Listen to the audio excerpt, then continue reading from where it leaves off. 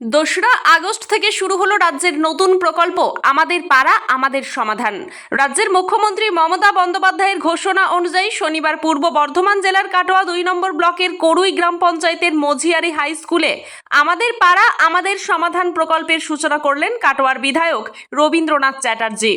উপস্থিত ছিলেন কাটোয়ার মহকুমা শাসক অহিংসা জৈন, কাটোয়া 2 নম্বর ব্লকের বিডিও আসিফ আনসারি, কাটোয়া 2 নম্বর পঞ্চায়েত সমিতির সহ সভাপতি রাজীব চ্যাটার্জি, করুই গ্রাম পঞ্চায়েতের প্রধান রীনা ঘোষ, বিশিষ্ট সমাজসেবী পিন্টু মণ্ডল সহ আরও অন্যান্যরা। মঝিয়ারি এবং দোনা গ্রামের মানুষেরা স্থানীয় সমস্যার কথাগুলি জানান মঝিয়ারি হাই স্কুলের ক্যাম্পে। কাজের জন্য প্রতিটি বুথের জন্য বরাদ্দ করা হয়েছে 10 লক্ষ টাকা। ক্যাম্প থেকে জমা পড়া সমস্যাগুলোর সমাধান করা হবে বলে এলাকার মানুষদের আশ্বস্ত করেছেন প্রশাসনের আধিকারিকেরা। ক্যাম্প সূচনা হলো বা কি পরিষেবা পাবে মানুষ বা কিরকম উৎসাহ দেখবেন? আজকে আমাদের কাটোয়া 2 নম্বর ব্লকের মঝিয়ারি হাই স্কুলে ক্যাম্পের উদ্বোধন হলো এবং ক্যাম্পের শুভ উদ্বোধন করলেন আমাদের সকলের প্রিয় বিধায়ক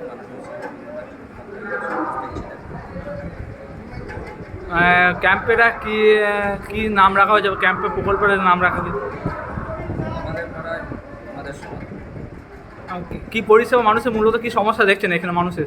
এটা একটা মমতা ব্যানার্জির মস্তিষ্ক প্রস্তুত প্রকল্প, যেটা শুধু রাজ্যে নয় গোটা ভারতবর্ষের বুকে একটা দৃষ্টান্ত স্থাপন করেছে। মমতা বন্দ্যোপাধ্যায় বিগত দিনে যে সমস্ত প্রকল্প ঘোষণা করেছেন আপনারা দেখেছেন, যে কন্যাশ্রী থেকে শুরু করে রূপশ্রী, যাই প্রকল্প মমতা বন্দ্যোপাধ্যায় ঘোষণা করেছেন সেটা শুধু রাজ্যের বুকে নয় গোটা ভারতবর্ষকে ছাড়িয়েও বিশ্বের বুকে দৃষ্টান্ত স্থাপন করেছে। সেই রকমই একটা প্রকল্প যে আমাদের পাড়া আমাদের সমাজ। এই প্রকল্পটা আপনারা দেখেছেন, বুথে রাস্তাঘাট থেকে শুরু করে বৈদ্যুতিক আলো, নিকাশি নালার ব্যবস্থা, অভূতপূর্ব উন্নয়ন 2011 সালের পর থেকে মমতা বন্দ্যোপাধ্যায় করেছেন।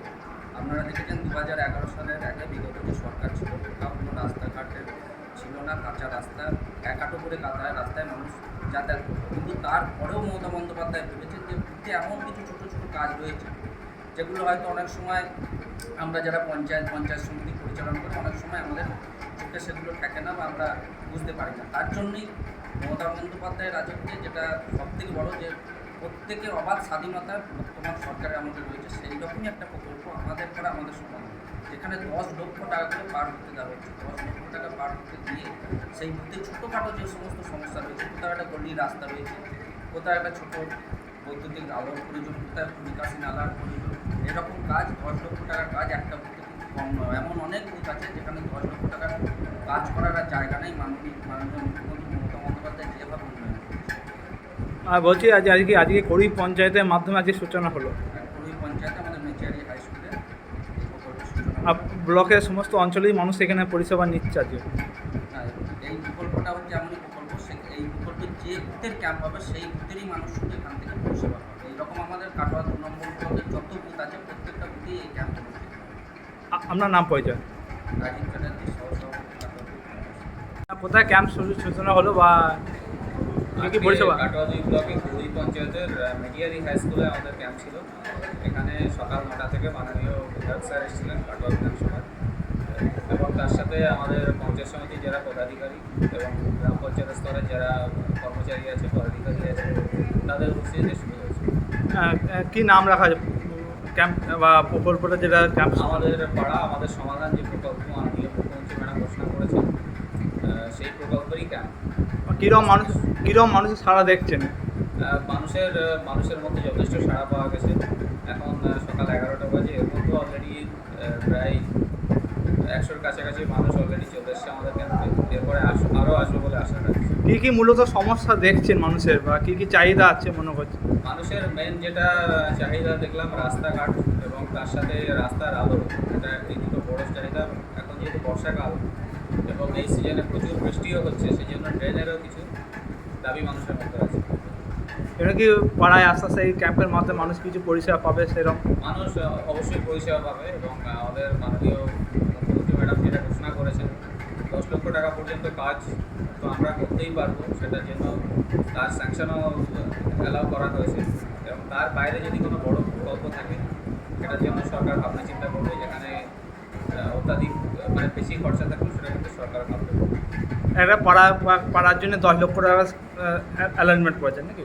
হ্যাঁ, একটা পাড়া পিছু 10 লক্ষ টাকা মিনিমাম কিন্তু পাওয়া যাবে কাজের জন্য। কি সমস্যা নিয়ে এসেছেন, কি সমস্যা এখানে বুঝছেন, কীরকম লাগছে বলুন?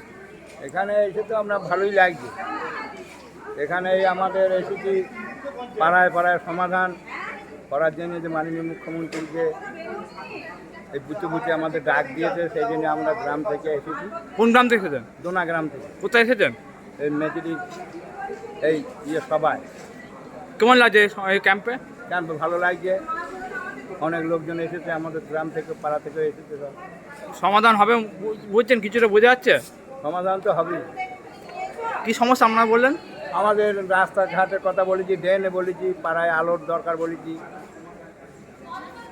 এই ক্যাম্পে আসতে মুখ্যমন্ত্রী এর জন্য কী বলেন? হ্যাঁ, এই ক্যাম্পে আসার জন্য কেমন লাগছে? ভালো লাগছে। আপনার নাম? আমার নাম সুব্রত রায়, বাড়ি?